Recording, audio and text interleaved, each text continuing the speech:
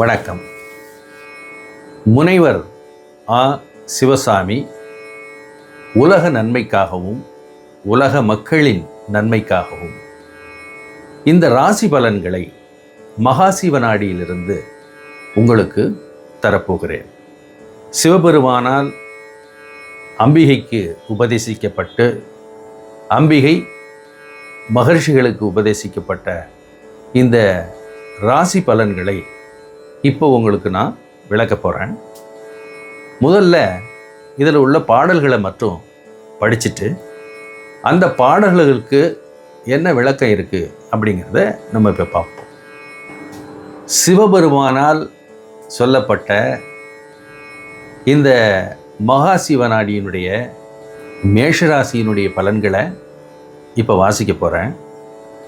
முதல்ல பாடல்களை வாசிச்சிடுறேன். அதற்கு பிறகு அதற்கு பொருளை சொல்கிறேன்.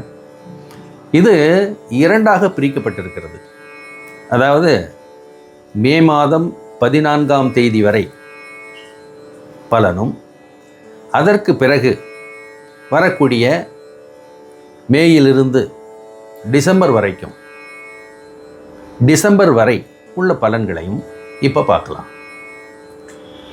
மதியவனும் மதியதிலே புகழ் தனங்கள், மனத்தெளிவு ஆரோக்கியம் தைரியத்தும், விதி உயர்வு ஜீவனத்தும் சூழ்ச்சி வீழ, விலக வரும் இறைமாற தைரியங்கள், தைரியங்கள் நட்பாலும் குருவினாசி, தன் மனைவி மகிழவளம் அருளும் மேவ, உரியதொரு செந்தூரும் தைரியங்கள், உயர் பயணம் லாபங்கள் உறுதி வாழ்வு. இதுதான் இந்த பாடல்கள். அதாவது ஓலையிலிருந்து எடுத்து எழுதப்பட்டு வாசிக்கப்படுகிற பாடல்கள். இந்த பாடலுக்கு மிக நுட்பமான அர்த்தங்கள் இருக்கிறது. அதை இப்போ நம்ம பார்ப்போம். மையதிலே புகழ்தனங்கள், அதாவது மே 14 வரை புகழ்தனங்கள், நீங்கள் புகழ் பெறப் போகிறீர்கள். தனங்கள், திடீர் பணவரவு வரப்போகிறது. மனத்தெளிவு, மனதில் புதிய தெளிவும் தெம்பும் உண்டாகப் போகிறது. நல்ல ஆரோக்கியத்தை அடையப் போகிறீர்கள். தைரியத்தும், மனதில் புது தைரியங்களும் உங்களுக்கு உண்டாகப் போகிறது. விதி உயர்வு ஜீவனத்தும் சூழ்ச்சி வீழ, சூழ்ச்சிகளை முறியடித்து உங்களுடைய தொழிலில், உங்களுடைய உத்தியோகத்தில் நீங்கள் சிறப்படையப் போகிறீர்கள்.